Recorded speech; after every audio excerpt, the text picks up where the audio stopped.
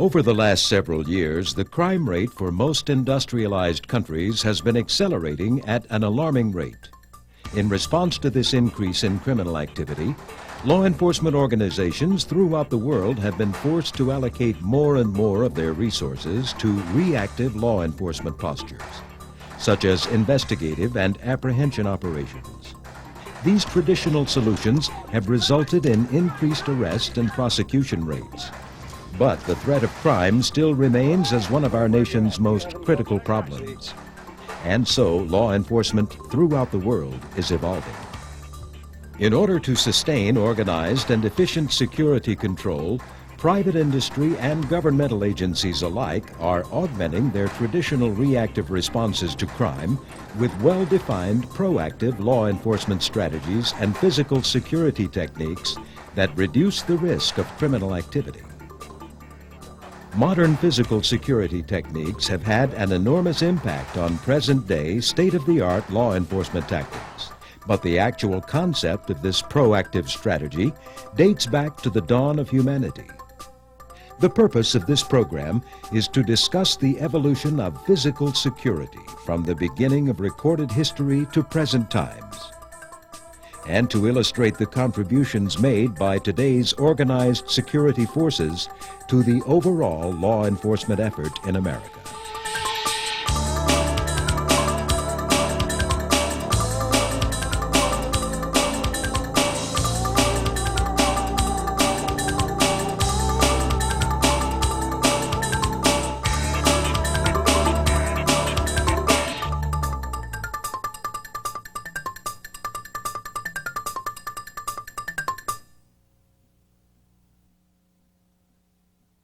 Webster defines security as those measures taken that assure safety and freedom from doubt, anxiety, or fear. Physical security dates back to the days of the caveman. Caves not only gave early man protection from the elements, they also provided perimeter protection and access control. With a single small entrance, man could protect himself and other members of his tribe from danger. Approximately 2,000 years before Christ, Babylonian towers began to emerge as the premier method of providing security. Named after the legendary Tower of Babel, these towers were constructed all throughout early Mesopotamia and served not only as religious monuments, but as fortresses designed to protect the inhabitants from warring tribes. The brick and tile towers had the form of terraced pyramids, with several receding stories called ziggurats, the town's most valuable assets and religious artifacts being secured in the top ziggurat. This tiered construction allowed full perimeter protection and access control, and provided the most effective physical security of the times. The next major advancement in physical security strategies can be found in the ruins of Hadrian's Wall. This structure was built during the Roman Empire's occupation of England as a defensive barrier against warring tribes in Scotland. Constructed during the reign of Emperor Hadrian, the wall was completed in 128 AD and stretched across England for 73 miles. It was 8 feet wide and 12 feet high, with outpost towers situated every third of a mile. The soldiers in the tower offered intrusion detection. Access to the interior was gained through gates, which were surrounded by small forts called mile castles. Hadrian's Wall is one of the earliest examples of a well-defined security strategy deployed over a large geographical area. Another early example of this well-defined strategy is the Great Wall of China. Begun in the 5th century BC and completed almost 2,000 years later during the Ming Dynasty, the wall stretches almost 4,000 miles along the northern Chinese border. Designed to serve as a barrier against marauding Mongols from the north, the wall, made of rough stone, averages 25 feet in height and is almost as wide. Towers situated all along the wall served as perimeter protection and access control. The next great milestone in the development of physical security is the evolution of castles. Beginning around the 10th and 11th centuries, warlords and kings began constructing castles to protect the citizens of their villages and other valuable assets. These castles were usually constructed on the highest point of land to make access by enemies difficult. A clear-cut area of several meters followed by a moat completely surrounding the fortress added to the security. Towers all along the outside walls provided safe and effective defensive positions for the castle guards. Access to the castle was gained through a small gate working in conjunction with a drawbridge over the moat. Security didn't end at the castle walls either. During this time, a new strategy, later called concentric zoning, was developed to protect the monarch even further from the enemy.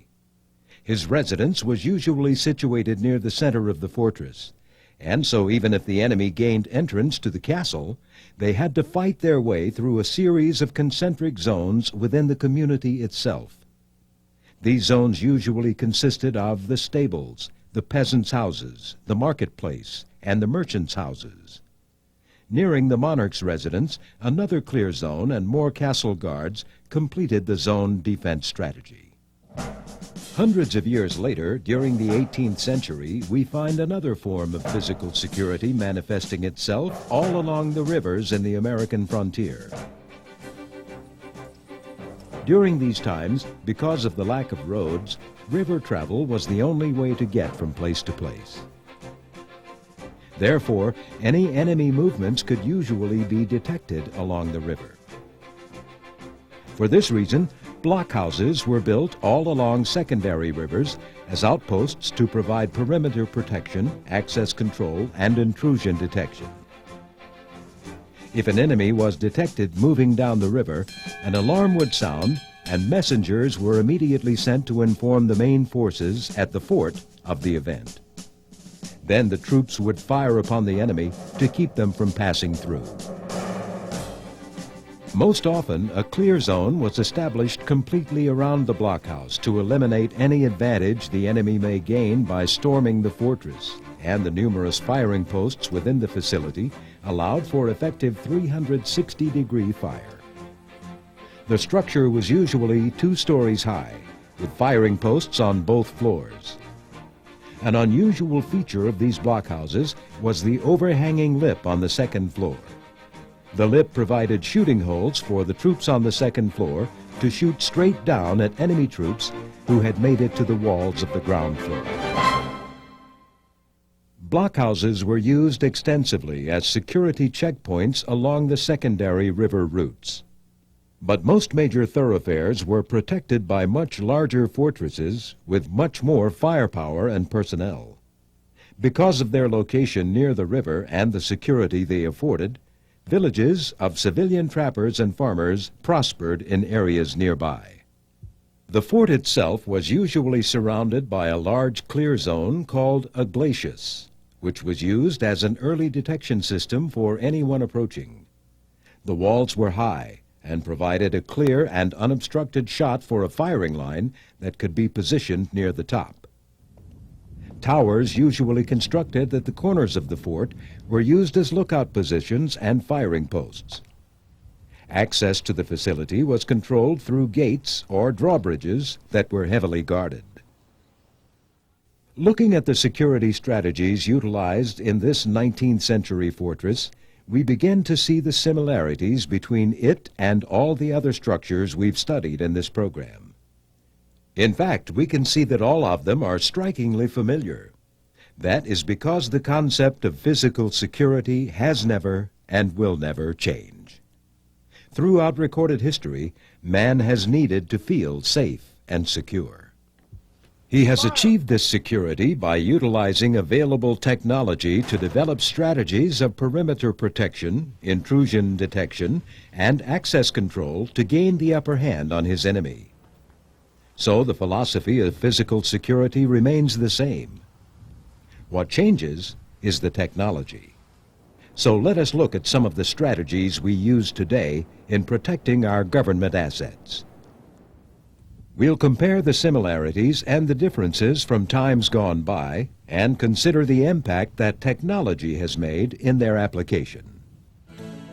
Physical security in today's modern government facility can be applied in a number of different strategies, depending on risk assessment and threat analysis.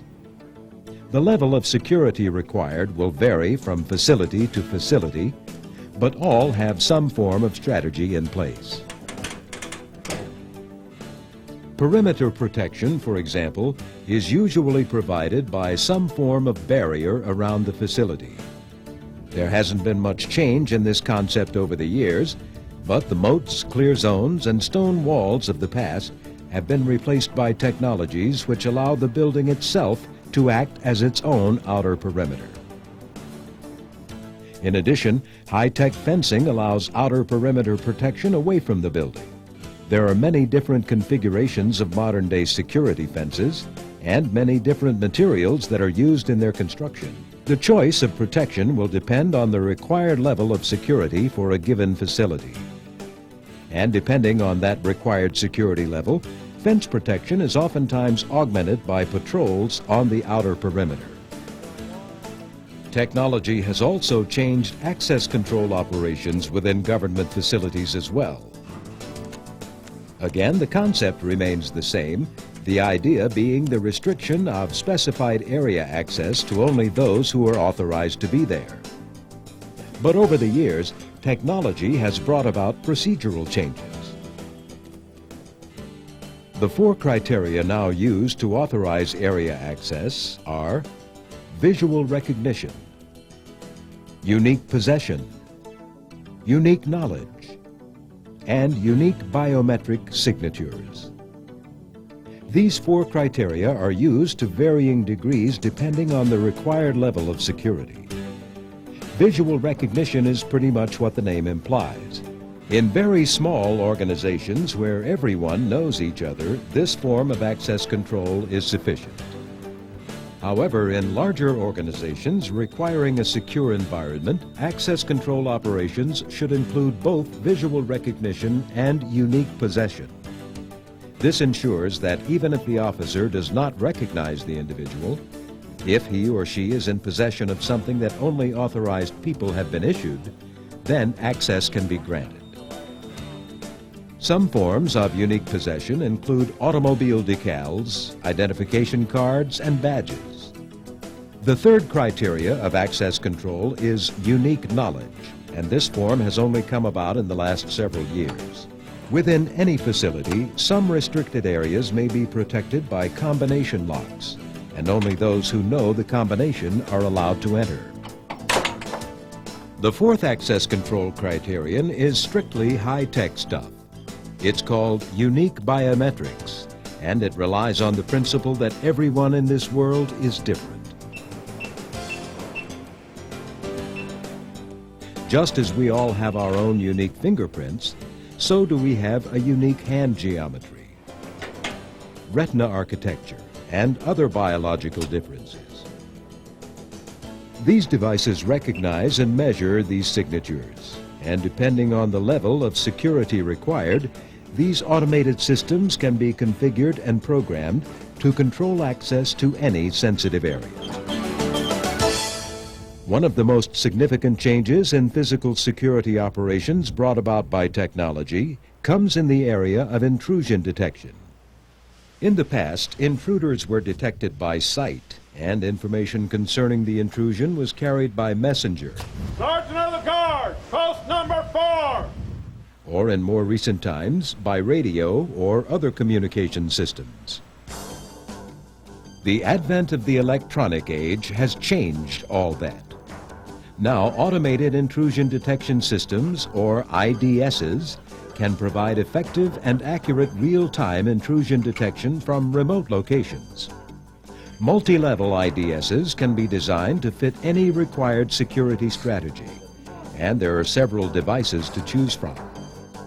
Electronic fence sensors can be attached to existing fences to detect the vibrations of fence climbers or cutters and send an alarm back to a monitoring station. Taut wires can also be attached to fences that, if disturbed, will also send an intrusion alarm. Active infrared and microwave detection devices are designed using the transmitter-receiver method. whereby if a signal from the transmitter to the receiver is broken in any way, the incident will be electronically sent. Another form of this electron detection comes in the way of leaky coax cable. A coax cable with the sheathing stripped away has an electric current sent through it. This sets up an electronic field in a specified area. An intruder walking through that area will alter that electronic field and cause an alarm to be sent. Detection can also be obtained through the use of seismic detectors buried in the ground. These devices measure the vibrations of an intruder's movements. Video devices which detect motion over a wide area can also be utilized. They operate on the principle of changes in the contrast of video signals. Closer to the facility itself, electronic alarms on doors and windows have been vastly improved over the last few years and are very effective in detecting any break-in attempts. Once an intruder has been detected, additional equipment can help the monitoring station determine pertinent information concerning the intrusion. One of these assessment tools is closed-circuit television, which allows the monitoring station to visually appraise the source of the incident and analyze the threat. In low-light situations, security lighting is also used to augment the video signal. The more sophisticated the intrusion devices are at a facility, the more sophisticated the monitoring station must be to collect, analyze, and act upon the data. These monitoring stations can be situated on the facility itself, or they may be located remotely, hundreds of miles away. And on many government facilities, that's exactly what's happening. In an attempt to make the security systems in many facilities more effective and cost-efficient, some agencies have consolidated the monitoring of all the facilities within each geographic region under one roof.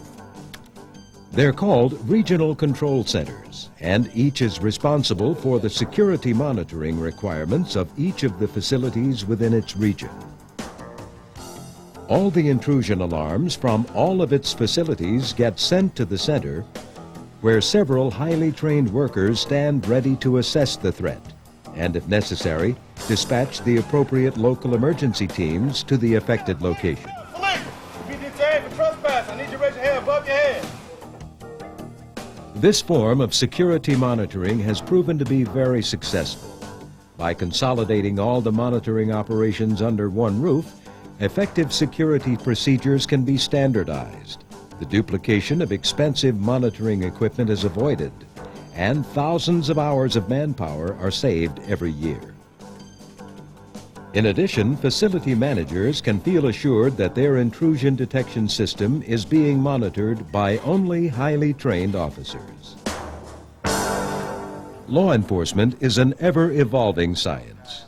By necessity, the traditional methods of reactive engagement are making way for a more comprehensive strategy that involves physical security measures as an integral part. As we move into the 21st century, and as our need for a more secure environment continues to grow, the role of law enforcement officers, state, local, and federal, will evolve as well to include a more proactive stance. As we have seen in this program, although the concepts of physical security have remained the same for centuries, the nature of the technology is that it will continue to advance.